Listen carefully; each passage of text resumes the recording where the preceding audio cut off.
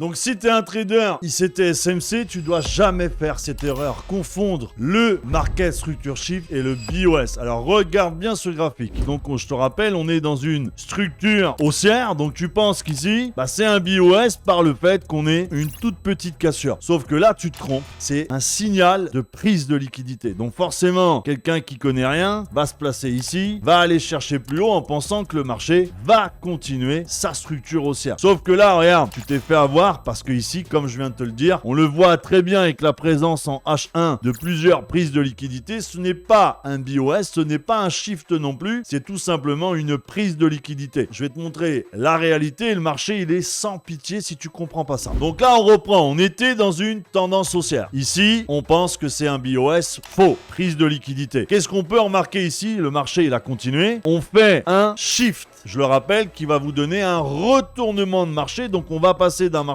haussier à un marché baissier. Et on le voit en plus par cette prise de liquidité qu'il y a aussi un changement d'état de délivrement du prix. Ici, on fait un shift. On a ici un CB. Vu qu'on a ce domaine-là, ici, qu'est-ce qu'on a? On a un order block vendeur. Donc là, visiblement, qu'est-ce que je vais chercher à faire? Je vais chercher à vendre le marché dans cet order block. On va le prendre ici et on va essayer d'aller chercher toute la buy side ici. Vous voyez, le marché revient dans l'order block et dans le déséquilibre vendeur. Et regardez, le marché s'est bien retourné avec la prise de liquidité. Donc on ne confond pas un BOS qui n'existe pas, qui était tout simplement une prise de liquidité. Arrêtez de confondre les deux, ça n'a rien du tout à voir.